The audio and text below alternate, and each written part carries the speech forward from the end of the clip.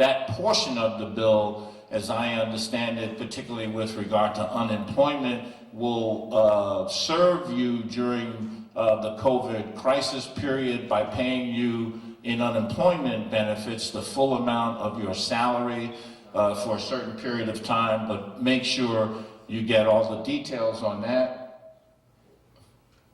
And we're getting ready to come back to you live. We're live, brothers and sisters. You're listening to the National Action Network Saturday Action Rally, coming to you live on WLIB 1190 AM in New York. We're streaming to you across the country on a number of platforms, including Facebook and nationalactionnetwork.net. We're live right here in the House of Justice, 106 West 145th Street. We don't have a live audience in-house because of the COVID virus, but we have you who all are alive and well wherever you are to participate in the broadcast this morning. So I want you to put your hands together and stand up at home for the president and founder of the National Action Network, the Reverend Dr. Al Sharpton. Good morning, good morning. Blessed assurance, Jesus is mine. Oh, what a foretaste of glory divine, heir of salvation, purchase of God, born of His Spirit, washed in His blood. This is my story. This is my song, praising my Savior all the day long. This is my story.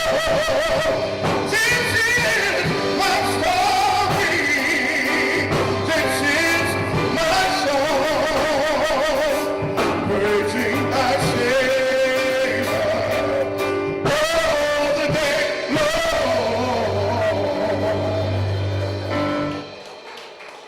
Minister Tyrone Richardson, thank you so much. Certainly we're happy to be with you another Saturday morning for the Saturday Action Rally. For you that are listening live on 1190 WLIB AM in New York, and for you that are watching on live stream at www.nationalactionnetwork.net, and we will be live on Impact Television in the next few moments.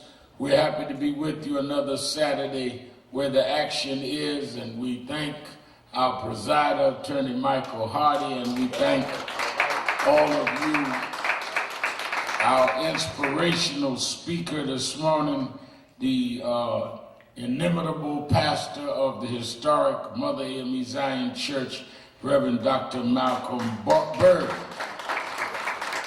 And Reverend Bird gave us a good word in these times. There is no audience. The few hands you hear clapping are staff that is here to help at noon as we will be distributing food with our partnership with the World Central Kitchen. This week at our Harlem headquarters, we have given out an average of about 2,100 meals, prepackaged meals a day. Some days more, but no days less than 1,800. We started last Saturday, and every day, Monday through Friday, 12 to 4, the World Kitchen Central has provided prepackaged meals that our staff and volunteers gave out here to people. And one of the things that it underscores and shows is that in the midst of all else, people need help. People don't stand in lines 6 feet apart by the hundreds unless they need it. And there are those, Reverend Bird, that act like folk just are taking advantage of things as they talk about a stimulus program or they talk about help But if you just came by any afternoon and saw people lined up, no one does that to exploit or get over just to get a packaged meal to go somewhere. And I want to thank our staff. I want to thank Chef Andre of the whole question of the World Central Kitchen. And there's a beautiful story coming out on him on Time Magazine next week. I want to thank him. I want to thank Robert Smith, who's a big supporter of theirs and of National Action Network, for putting us together and providing that for the community. I also want to dedicate this program to our New York City chapter liaison, Minister Stephen Marshall, who lost his father this week, Deacon Allen Jenkins. Deacon Jenkins passed this week, and certainly he could be proud that he brought, among other work and service that he did through his life, he left among those things a legacy through the ministry and leadership and impact of his son, Minister Stephen Marshall, who has grown to be a real force in this organization and in our community. And I would hope that he knows that we hold him in the highest esteem and are with him at this hour. I will be talking more in a minute, but also we lost last night Reverend Joseph Lowry, who was one of my mentors and leaders and one of the founders of the SCLC movement. I'll be talking about that in a minute, but let me get our announcements out the way as stated, and I want people to really watch this. There's a lot of misinformation that's going on during this time. So it is important that you get your information. I might also say, before I get into that, that the World Central Kitchen expanded from New York and now has also jumped over to New Jersey. And while they continue daily here, they're also in New Jersey with our Newark chapter, who's giving out prepackaged food at our Nan Tech Center, Nan Newark Tech Center in Newark, New Jersey, with our regional field director, Reverend Steffi Bartley, and then went on to one of our outstanding chapters now in Irvington. And the president of the Irvington chapter is here with us today, and they're giving out and doing food there, so it's expanding. And I think they've given out over 1,000 every day, and they are working. So we're feeding folk everywhere. We say National Action Network, we are not just looking for the name or something. You know, some folk get a little nook somewhere and call it the global something, something, something. And the only global thing about it is they got a globe inside.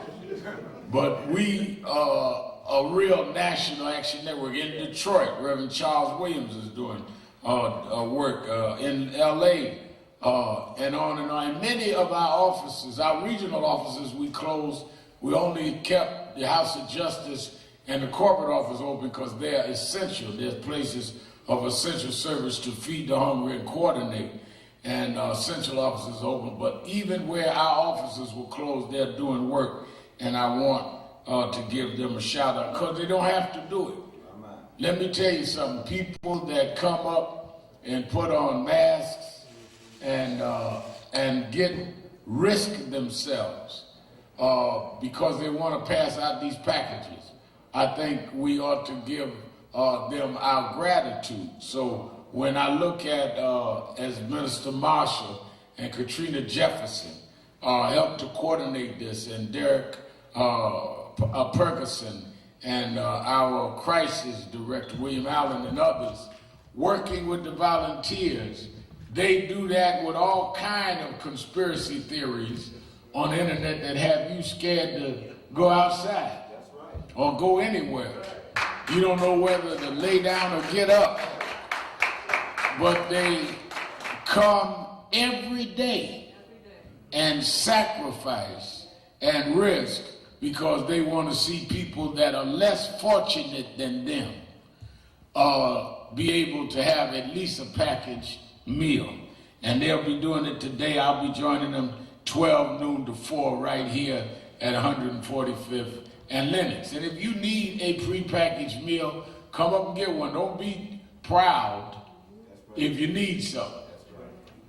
Because some folk talk about, well, I would, but I don't get in line. Everybody looking at me. Ain't nobody looking at you. Because everybody online needs a meal themselves.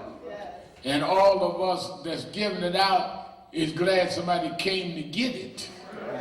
So don't worry about that. Just come on up. If you got a mask, put your mask on. If you don't, come on and get your package and go on and deal with your business. Back to the announcements, as I was getting ready to say, with so much misinformation. By me doing talk radio every day, I can tell you the people that call with so many different things that they've heard that is mind-boggling. And to compound the misinformation is you have a president that gives out misinformation. Bad enough that you have the conspiracy theorists on the internet and some even on cable news, some stations, some radio. It's worse when you've got the head of government standing up talking about stuff that just don't exist. And so I want you all to be real careful. Let's welcome, I'm glad to welcome our family at Impact Television. We're on live worldwide on Impact. I want you to, in being careful, and we have no audience for those that are watching us on Impact.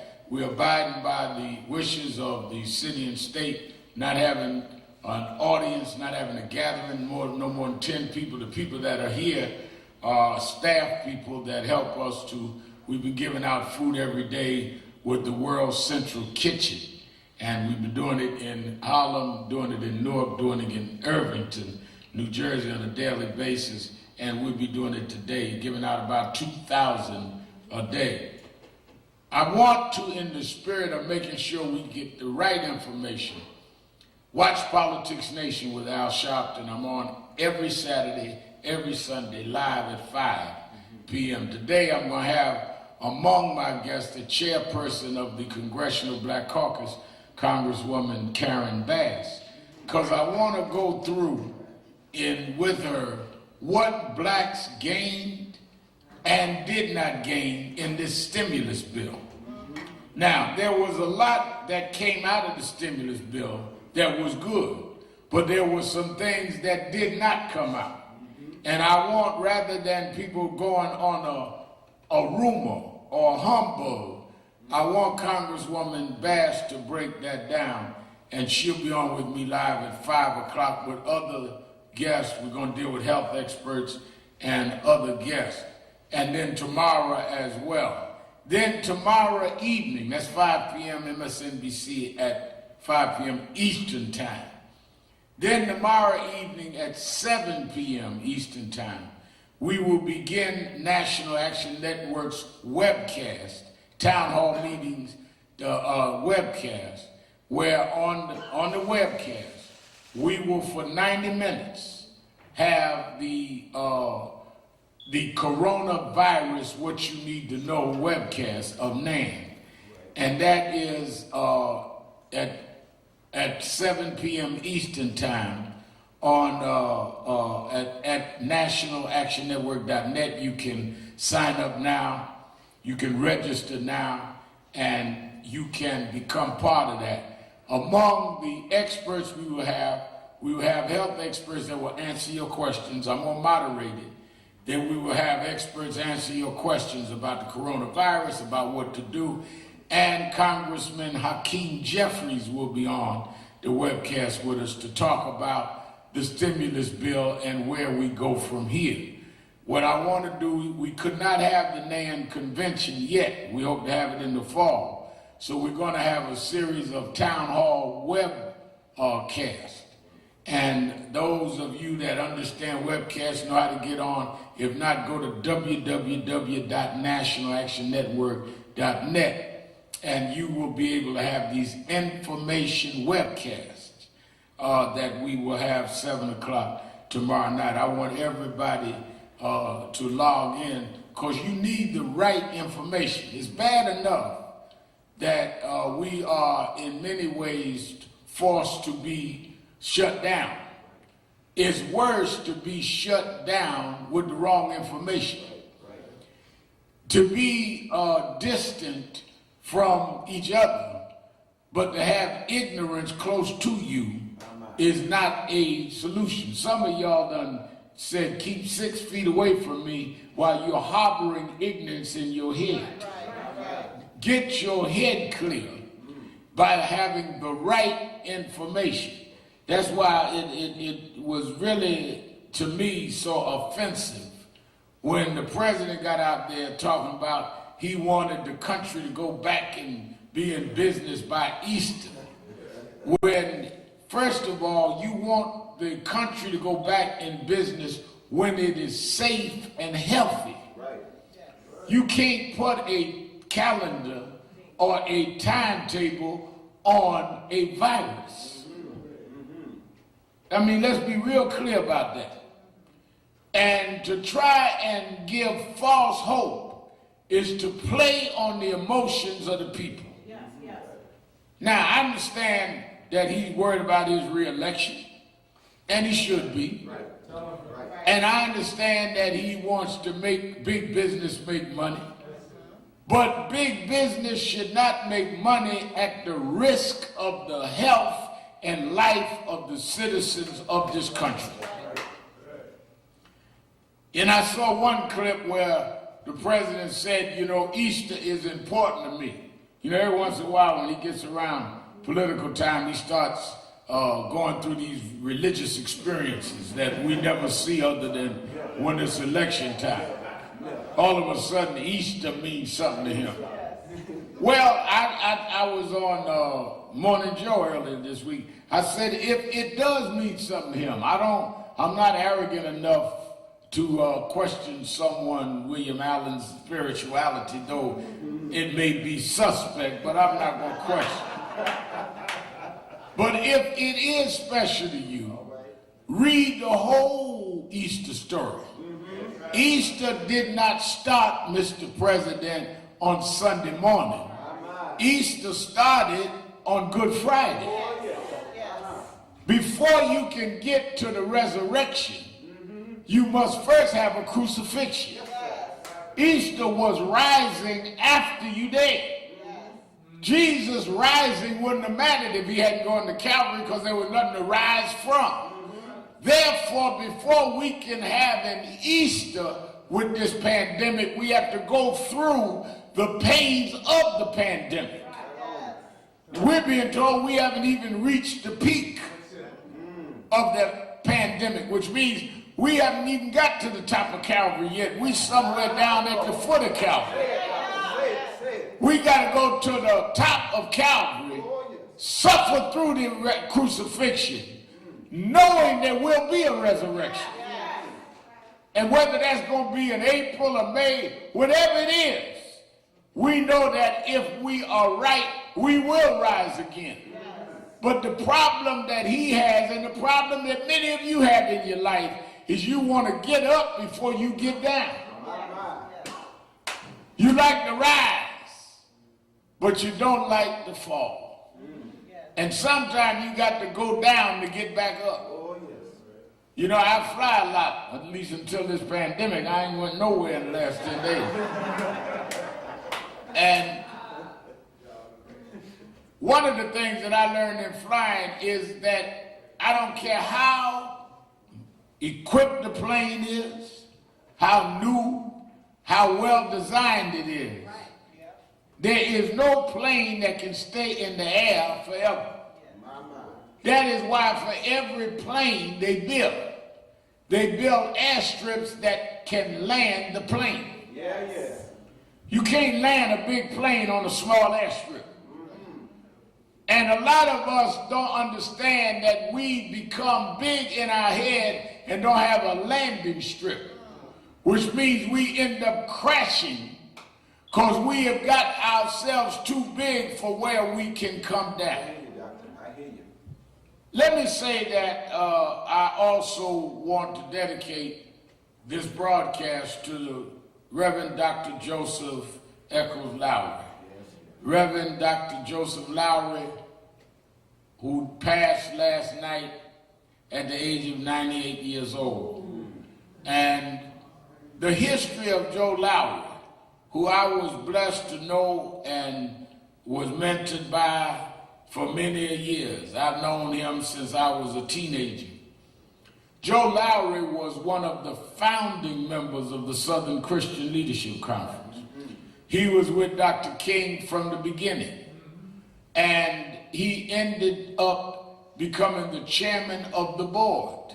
He was in the United Methodist Church. For you that are home watching that don't know a lot of the history of the movement, you know, one of the things that we don't know, Bird, a lot of times that I get a minute or two around the office, I talk with Attorney Hardy and sometimes my daughters are there about the distinct history in our movement, because a lot of people don't understand. Just like in Africa, they were all Africans but had different tribes. We were not a monolithic people in Africa or here. And the tribe that I came out of, the spiritual tribe of the social justice kind of ministry tribe, was SCLC. I became youth director of the New York chapter when I was 13. I joined when I was 12. Came out of Church of God in Christ, but I joined there. So that tribe was different than the other tribes that were all in the movement. Nothing wrong with them. It was a broad-based movement, but it was different tribes. I come out that tribe. Somebody else came out of the Black Nationalist tribe. Others out of the Revolutionary tribe. Out of the Urban League tribe. They're different tribes. In each tribe was different habits and culture preferences and different ways that they did what they did. But rather than be judgmental, you just understand that we were all different tribes in the same village. Joe Lowry was an elder in the tribe I came out of.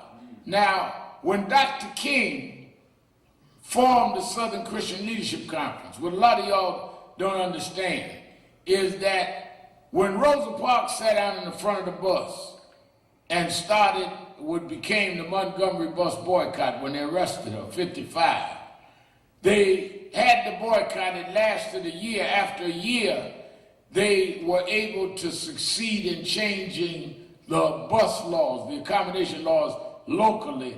Then they decided to expand it to fight it nationally. So by 57, they went to New Orleans and they formed an organization. They had a local organization in Montgomery they formed to do the boycott called the Montgomery Improvement Association. But you can't fight a national fight with a local organization unless it expands. You can start there. So they started with the Montgomery Improvement Association. That's what Dr. King became president of, nominated by Dr. Ralph Abernathy. Joe Lowry was part of the group that met in New Orleans in 57. And they decided to form a regional to national organization. And they called it the Southern Regional Christian Religious Leadership Conference. Reason I'm taking my time is because a lot of y'all run through this. The name of the organization showed you what the purpose of the organization was.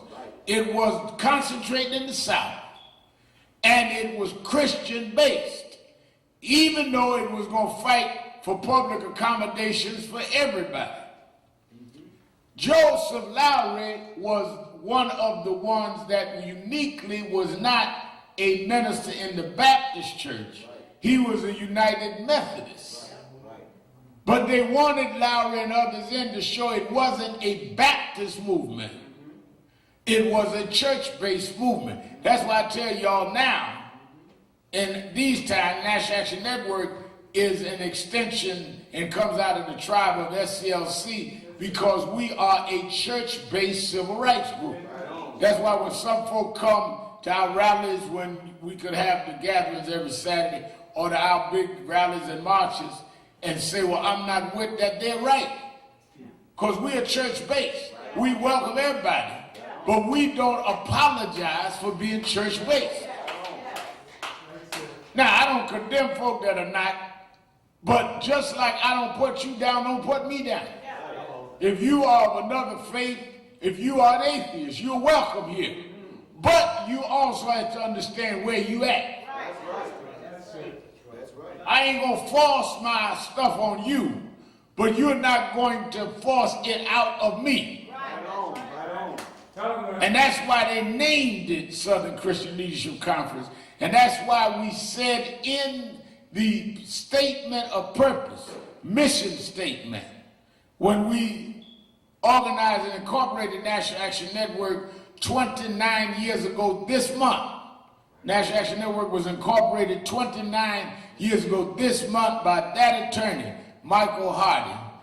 The mission statement says that we are an organization based on the principles and teaching of Martin Luther King Jr. Yes.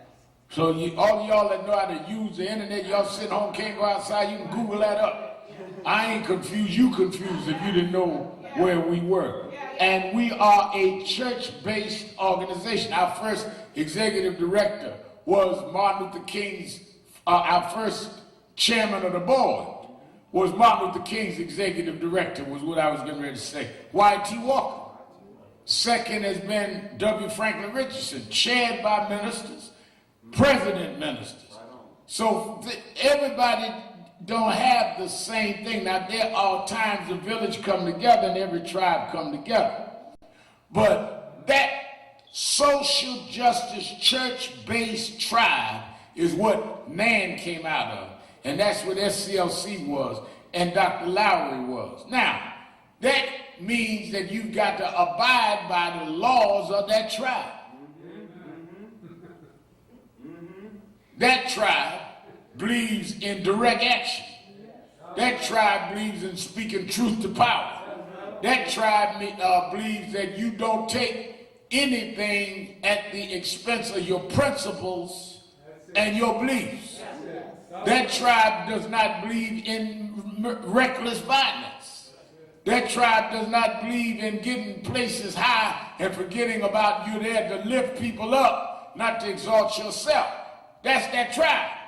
Now, other folk come and have a different way and a different style and different tribal conditions. Understand that. Yeah. Joseph Lowry taught us the laws of that tribe. I remember he would always admonish me, Al, you can do that, but you can't do that if you with us. You can't say certain things certain way. You gotta watch the effect of what you say. You gotta control your anger and your temper. He said, Dr. King got angry, it was his discipline. Martin Luther King brought a Gandhian kind of philosophy into a Southern church setting. And as they went and became national and it grew then beyond the South, went to Chicago and went to Cleveland. Reverend Jesse Jackson became the leader of the Chicago branch. He then branched out and it became Operation Breadbasket was the economic arm. Lowry was the chairman of the board of the parent organization, SCLC. And Breadbasket helped expand it national, formed chapters in LA, in Ohio, in Missouri, in Brooklyn. I was birthed movement-wise in the Brooklyn chapter. So there is a direct connection between the roots and the branches that branched off, but you are still part of the tree. Which is why I've always maintained that Dr. Jones and Reverend Jackson and others who trained me and birthed me in activism, who were the branch connected to the southern route that brought it north. You got to know who you are. That's why a lot of folk run through NAN or run through organizations and don't understand what the organizations are. So now when I look at the next generation past me that are leading in that tribal tradition, or Reverend Charles Williams in Detroit, or Reverend Toulis in LA, or Mary Pat in Atlanta, all coming out of that tribe. And they will be challenged by others. Why y'all do that? Why don't you do it this way? Just like I was. When I grew up in a town dominated by the followers of Malcolm, because Malcolm was here, who didn't like Martin. Let me tell you something, you think it was strange growing up a boy preacher. I was preaching since I was 4, so it was strange going to school and I'm a preacher. Kids I went to school with, parents would come hear me preach on Sunday, so that was awkward. But it was as awkward to be in a town where it was dominated by the Malcolm tribe that I was part of the Martin tribe, which was basically down south. So I've been awkward all my life. That's why I can fight like I fight, because I'm used to being different. I ain't never been part of the crowd. Yes. So I always can identify with a lot of the young folk behind me that get challenged by those that are on the right saying that y'all are troublemakers and y'all are just stirring up mess. And they get challenged by people on the left, y'all ain't militant enough, because I went through that in my youth.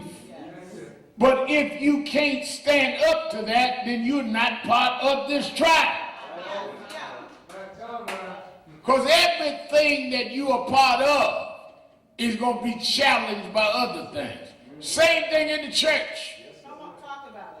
If you're going to stand up for your religion, there are going to be some that will stand against your religion. I started in the Church of God in Christ. I was licensed by Bishop F.D. Washington when I was 10 years old. And when I was growing up, the holiness, as we would call it, and the Baptists and the Methodists and all didn't fellowship that much together. But as time went on, now those lines of demarcation are more relaxed. But that took time. We used to say, and when I was growing up in the Holiness Church, we called it, there was a sin to wear lipstick. Sin for women to wear pants.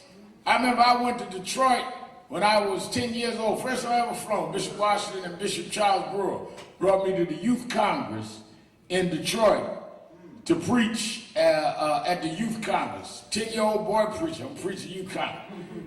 Flew on the plane. And I remember I saw one of the first ladies of the church, a bishop's wife, when we was going out to eat in the daytime, had on a pantsuit.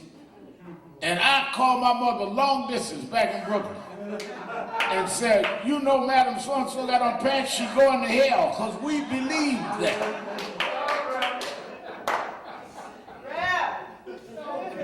Think she had on lipstick too. But that all comes out of where you work. And over time, things develop. And things mature. But you know where you come from. So Joseph Lowery helped to really navigate and expand and teach us in a certain stream of thought and school of thought how to become global. And that's why we celebrate his life. That's why he made a difference. That's why I was talking to his daughter Cheryl this morning, and you know, it was Joe Lowery that told me, I don't care what everybody tell you, Al, you need to be with this guy Obama. And Barack Obama had come up here, came right in here to the House of Justice one night. He and I went and ate at Sylvia's. And it was Joe Lowery that was with him as the first major civil rights leader. And President Obama gave Joe Lowery the Medal of Freedom, highest citizens award. I was talking to Cheryl Lowery, his daughter, this morning, and she said he had Of course, I visited him. Others had gone down through the years since he's been home. Basically at the house, he'd come out every once in a while. And she said last week he went through some procedures and stopped taking his medicine. And they would be there at the house with him every day. And she said last night her and her sister got ready to go to their homes, get showers, and come back. And as she took his hand to say, I'm going, he kind of pulled her back and got up like he was trying to lean up in the bed and just left and just passed in peace with his daughters there. And may he rest in peace, because he brought a lot of peace to us in this world. Reverend Dr. Joseph Lowry, may God give him peace and power. As we also pray for Minister Stephen Marshall's family, as I said earlier, the passing of his father, Deacon Allen Jenkins. One of our national board members, Reverend Johnny Green, Mount Nebo Baptist Church, suffered, many were diagnosed in that congregation with coronavirus. And I believe 3 of them passed. And he's having to pastor through a trying time. May we pray for our brother and our national board member, Johnny Green, and those all over the country that are going through this. At this time of going through all of this, there's going to be serious need for government to be held accountable. Yes. And that is why I have put together these webcasts to break down exactly what the stimulus bill means. Again, 7 o'clock Eastern Time tomorrow night. Come on it. Exactly what we need to do. Now, they came down with the stimulus package, which I call a relief package. And the stimulus package gives $1,200 to everybody that qualifies. And you got to put in the information to get it. Well, I want to be clear on how it comes through. Is it a bank deposit? Is it a check in the mail? And who gets it? Because at first they wanted to only give $1,200 to people making $75,000 or more, up to a certain amount, and those below only $600. They went in, the Democrats, Chuck Schumer and them, and fought to get $1,200 across the board. That's out. They also have got several billion going to small businesses. Well, I want to know how that is qualified. And will we make sure that the businesses in our community get its share? And who monitors that? And who decides that? Because you have businesses that will not survive if they have to be closed a month or 2 months. And employees that can't survive.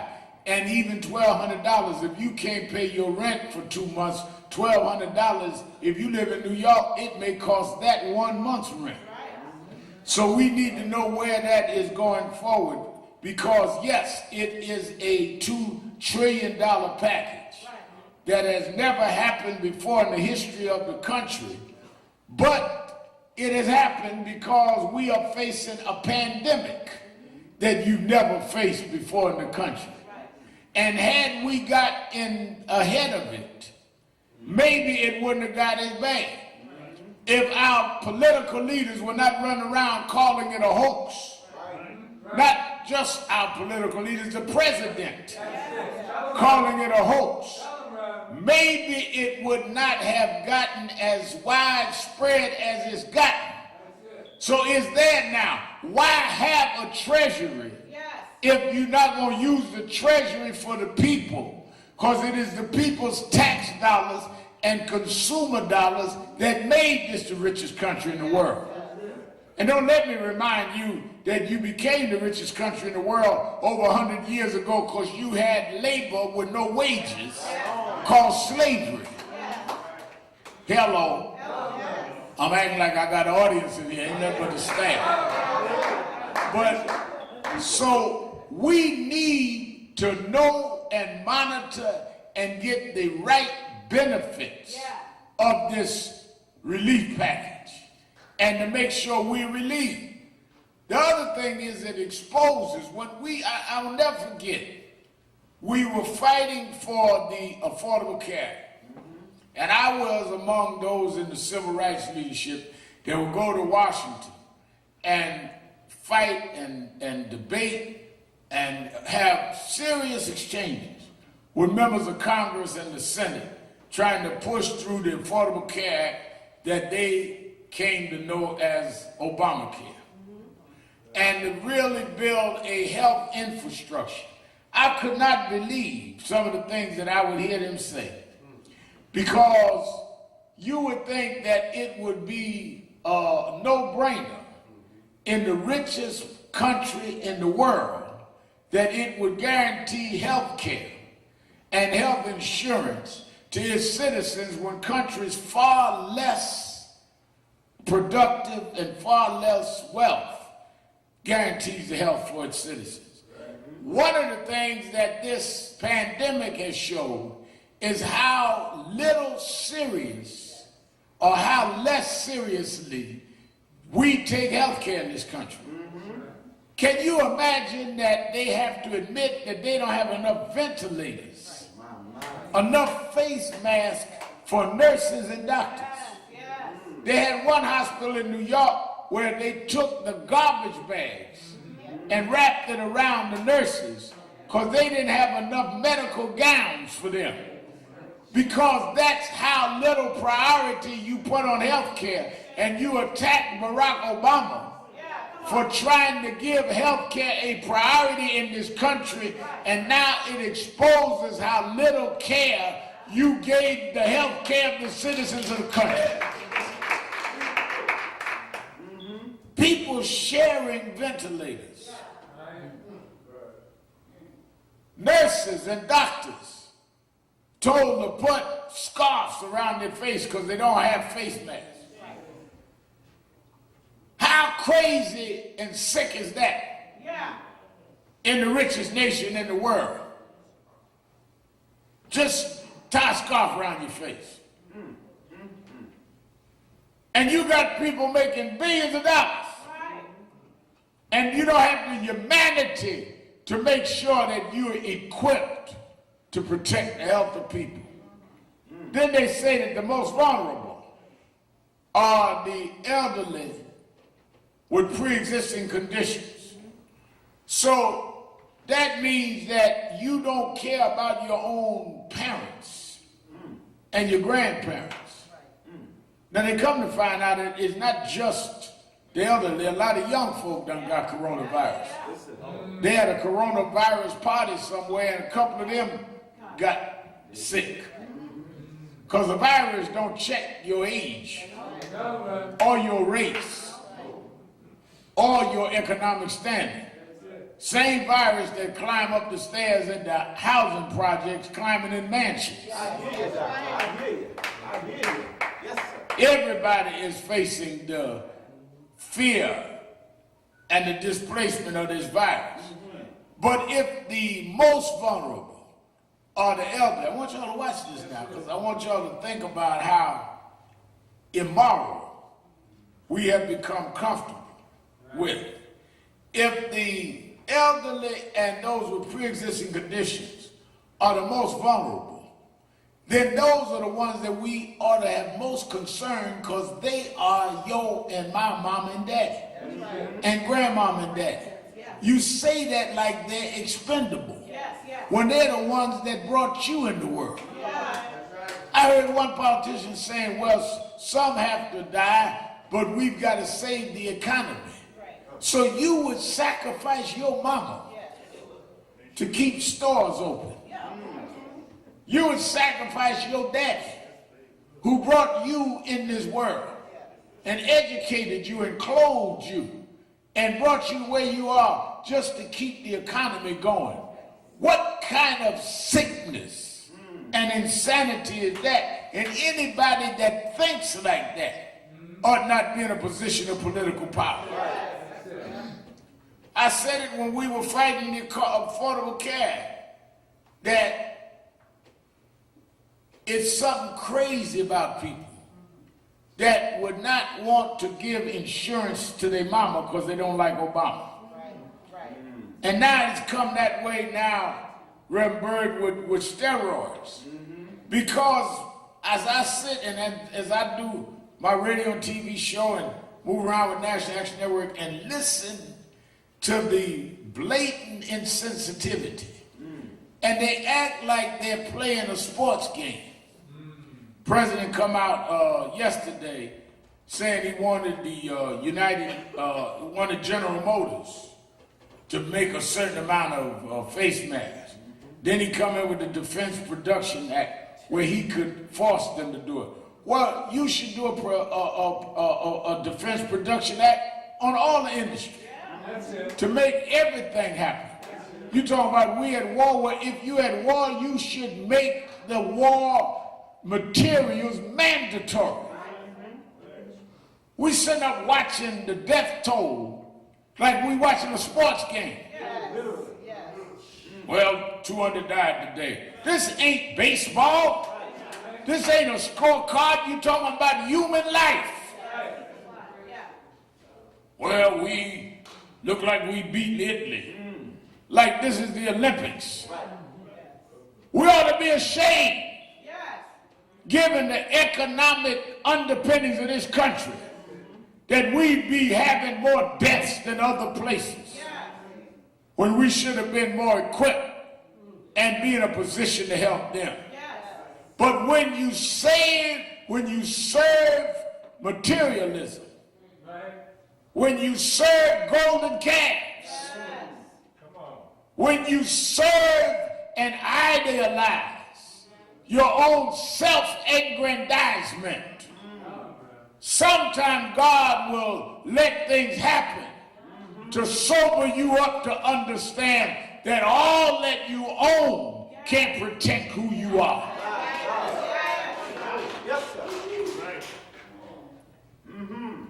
Katrina Jefferson quoted earlier a quote I did in my morning meditation on Instagram. Viktor Frankl said, "We do not choose our difficulties, but we choose how we respond." Yes. We can't control a pandemic coming. No. We can't control trouble coming. Yes. We can't control loved ones dying. But we can control how we respond. Yes. We can control how we serve the sick, serve the needy, serve the outcast. We can control even when we have to bury our loved ones like Joe Lowry, that we take their lessons and take their sacrifice and their legacy and make it live forever. I can't stop the pandemic, but I can help feed thousands of folk that need a packaged meal in the pandemic. I'm not going to be judged by the virus. I'm going to be judged by how I behaved in the virus. And you at home that are in situations of shelter ought to behave in the shelter differently. What do you mean by that, Shopton? You need to start learning more about your family. You need to start healing family wounds. There's scars and injuries that y'all been holding for years that y'all never discuss. It's healing time. You need to turn your family time into a healing session where you get out all those toxics that you held against your sister and your brother and your cousin, whoever you are in there with, and raise the level of consciousness so when you come out, when they finally say you can come out of shelter, you come out more bonded and more connected and stronger than you went in. There's a reason that God brought you in the family he brought you in. God didn't make no mistake. The reason he put you in the house with that crazy brother. The reason that you got that auntie that act the fool. There's a reason why you got that daddy that drink and won't go to church. Or that mama that go to church so much that all she do is clap her hands and speak in tongues around the house. There's a reason. And you need to get behind that behavior and find out why they act like that. And help them to get to where they need to be, or maybe they will help you get to where you need to be. Maybe it's you, maybe it's not them. Use this time to deal with that and to deal with yourself. It can be healing time. One of the things that I often talk about is that passage in the scripture, Attorney Hardy, where Jesus walked by the pool of Bethesda. And they said that there was a man laying by the pool for 38 years. And the thing that was known around that time was that if you laid there, every once in a while an angel would come and trouble the water in the pool. And it was known that if you were the first to get in the pool, while the angel was troubling the pool, you'd be healed of all of your infirmities. This man had laid by the pool 38 years, laid on a bed, couldn't move. And every time the angel would come, he struggled, but he couldn't get in the pool. One day, Jesus came by. And Jesus, for whatever reason, went up to this man. It didn't explain in the Bible why did Jesus choose this man. But he walked over to this man and he didn't interview, didn't ask him, did he have a Medicaid card? Didn't ask him, was he covered by Medicare? Didn't ask him, was he a member of a certain church? Didn't ask him, was he a Democrat or a Republican? He looked at the man laying by the pool of Bethesda and said, do you want to be made whole? Do you want to be healed? The man started explaining, I've been laying here 38 years. Nobody would help me. Nobody cared about me. The angel would come and trouble the water. Nobody would put me in the water. Jesus said, I didn't ask you that. I want to know, do you want to be healed? Man said, you don't understand. I got kids. They never come by, them no good kids. They ain't come by here and help put me in the water. Deacon at the church, he ain't visited me in 15 years. They'll put me in the water. The lady in the choir sing, if I can help somebody.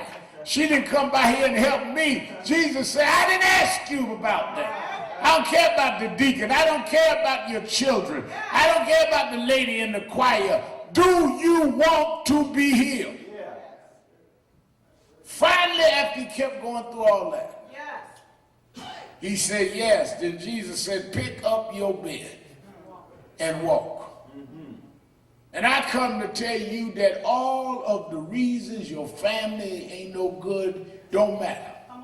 It's time to pick up your bed and walk. It's healing time. In the middle of the pandemic, it's time for you to get healed. And stop running from what you were born to do. I was reading the other night, I'm going to talk about this probably next week, where Jonah was disobedient to what God told him. And when he went off in another land and there a mighty storm came, like we're in the midst of this now. And people was displaced and screaming. They tried to steady the ships, they couldn't steady. And Jonah said, it's here because I've been disobedient. If you sacrifice me, throw me to the seas, throw me to the waters, God will settle the storm. And when they threw him, the storm settled, and he was swallowed by a big fish. In the middle of the fish, the whale, some say, he repented and he submitted to God 3 days and 3 nights in the belly of that fish. Well, you at home are in the belly of this man. Can't go out, can't go to your restaurant, can't go to your bar, can't go to the barber shop, can't go to your watering spot. You're in the belly of the whale. It's time for you to say, God, I'm going to submit and commit to what you have me be. I don't want you to let this whale swallow me. I give. And let God deliver you from the jaws of the whale. That's why as I heard Dr. Lowry going home now, I'm glad before he left, he instilled in me the determination to do right even when wrong has been done to me. He gave me the strength to understand that God will make a way out of no way. And as I rose this morning, before I called his daughter, all I could think of was this song, Minister Richardson, Beams of Heaven. As I go, thought about Joe Lowry, through this wilderness below. Guide my feet in peaceful ways. Turn my midnight into days. I would grope in darkness. When in darkness I would grope. Faith always sees a star of hope. And soon from all life's griefs and danger, I will be free someday. I will be free someday. I don't know the date, I don't know the hour, but I will be free someday. Beams of heaven, from as I go through the wilderness below,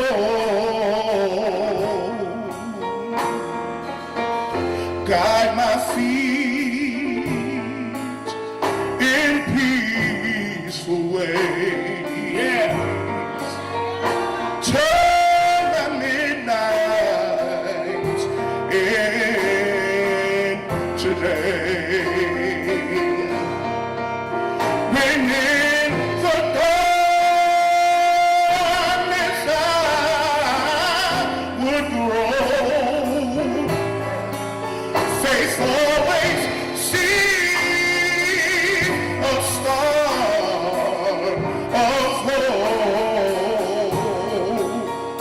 and soon from all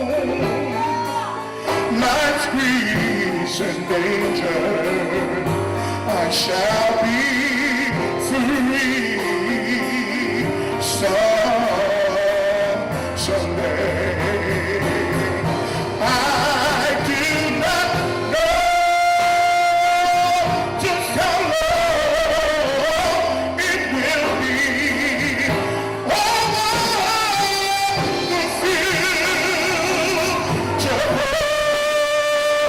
for me, but this I know in Jesus leads me, I shall get home. I shall get home. Good God Almighty, good God Almighty, I shall get home someday.